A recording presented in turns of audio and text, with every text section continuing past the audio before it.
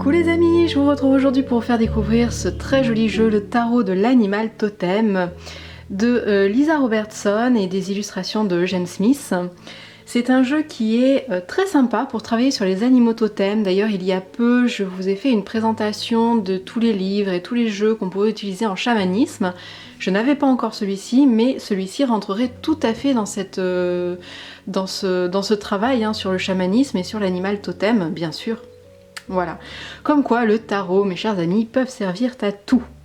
C'est la traduction d'un jeu que l'on retrouve donc d'un jeu anglais, américain. Donc ici, il est édité par les éditions Très Daniel. Donc on sait déjà qu'on va retrouver un petit pochon intérieur, que les boîtes vont être rigides. On connaît déjà un petit peu la qualité des cartes et on s'en réjouit d'ailleurs parce que du coup c'est une bonne qualité de cartonnage. Donc voilà, laissez-vous guider grâce au message secret des animaux totems. Donc vous allez retrouver dans ce coffret 78 cartes, les 78 arcanes majeures, puisqu'on va suivre les 78 arcanes, puisqu'on va suivre bien sûr la structure du tarot. Et on a un gros livre d'accompagnement que je vais vous montrer tout de suite parce que c'est vraiment top ce qui a été fait. Voilà, donc boîtier rigide, intérieur beige. Un livre, viens ici, petit, voilà, et oui, le pochon. Non mais moi je m'en réjouis vraiment qu'il y ait un pochon. D'autant plus que vous voyez ici les cartes ont été divisées en deux dans la boîte et en fait on va pouvoir prendre le petit pochon, mettre le jeu entier dans son pochon et puis l'emporter partout avec nous. Et moi ça j'aime beaucoup. Alors je vous montre les cartes juste après. Je vous pose le petit pochon à côté. Je voudrais vraiment vous parler du livre. Souvent je m'attarde plus sur les cartes que sur le livre, mais ici le livre est excessivement bien fait, les cartes aussi certes, mais le livre est vraiment bien fait pour travailler sur l'animal totem. Il y a un vrai travail de recherche qui a été fait, une vraie connexion avec l'animal pour chaque carte, et il y en a quand même 78, donc on a quand même un grand panel. Vous avez une introduction qui va vous parler justement du tarot aussi. Alors bien sûr, qu'est-ce que c'est le tarot pour expliquer aux personnes qui ne connaissent pas. Donc c'est un jeu que vous pouvez utiliser si vous êtes débutant, puisqu'il y a quand même cette explication de rentrer dans l'univers du tarot. Et il y a aussi comment faire une lecture, comment poser votre première question, etc. Et ensuite, en chapitre 2, vous avez un axe plus sur les animaux de pouvoir, les animaux totems, les animaux guides, qu'est-ce que c'est, comment les utiliser, comment ils ont été utilisés dans ce jeu, les archétypes des animaux, les énergies élémentaires, et une petite partie sur les animaux qu'on pourrait craindre, dont on pourrait avoir peur. Donc c'est intéressant de revenir dessus justement pour voir quel est le message spécifique aussi de ces animaux-là. Ensuite vous avez un chapitre 3 sur la structure du jeu, donc on en revient à cette structure de tarot bien sûr. Et donc on va avoir une petite partie sur avant de commencer et on va se pencher ensuite sur les arcanes majeures. Et ensuite, bien sûr, sur les arcanes mineures. Sur les arcanes majeures, vous avez la présentation de la carte qui est en grande page comme ceci. Vous avez à chaque fois, que ce soit pour les majeurs ou pour les mineurs, un message de la sauterelle, puisqu'ici le fou est représenté par la sauterelle. Donc vous avez un message, la sauterelle, qui va vous parler directement. Ensuite, vous avez une partie sur l'énergie de la carte. Enfin, moi, je vais appeler ça plutôt l'énergie de la carte. Et pour aller cibler aussi votre domaine, et ça, c'est très intéressant d'avoir fait ça. L'auteur a structuré aussi un message sur ce qui va toucher aux affaires et à la carrière, un message sur ce qui va toucher à la famille et aux relations, un message sur la santé et le bien-être, et pour aller encore plus loin, les questions de la carte. Par exemple, quel aspect de votre vie aimeriez-vous changer, mais sans vous décider parce que vous craignez de paraître stupide ? Que signifie pour vous suivre votre intuition? Et si vous pouviez faire, être ou avoir quelque chose en ce moment, de quoi s'agirait-il? Ça permet d'avoir un petit travail de développement personnel, de se poser des questions qui sont en lien avec la carte, qui sont hyper intéressantes, parce que par exemple, je reprends mon souffle, en fait j'arrête pas de parler, je vous enchaîne là, et puis je me calme, c'est bon. Je suis très emballée par ce jeu, vraiment. Et je suis très emballée par le livre. C'est pour ça que, voilà, je j'y vais à fond.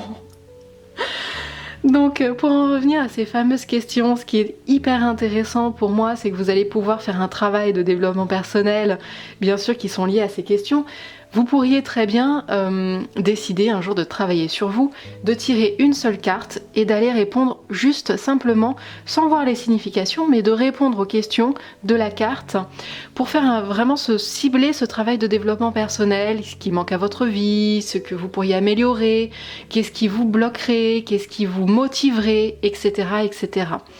Voilà, donc très intéressant. Vous pouvez même varier d'ailleurs ce travail-là en vous disant, si vous connaissez bien le tarot, vous avez des cartes qui vont représenter par exemple la créativité, on va dire, hein, par exemple avec l'impératrice, avec le diable, on va être dans cette idée pardon, de créativité. Vous prenez ces deux cartes et si vous avez besoin de travailler sur votre créativité, vous le savez, vous ciblez en fait ce que vous souhaitez travailler et vous allez directement aller vous poser les questions qui sont en lien avec la carte. Donc vous pouvez faire ce double aspect, soit choisir déjà ce que vous souhaitez travailler, ce que vous souhaitez vous cibler, donc ce que vous souhaitez travailler, soit vous vous laissez porter justement par l'énergie de la carte et puis vous prenez au hasard une carte et vous répondez à ces questions. Voilà, donc, et vous retrouvez ça pour tout, pour les 78 cartes. Donc c'est génial, moi je le trouve vraiment super bien fait. Vous avez des petites notes à la fin pour les arcanes majeures et les arcanes mineures.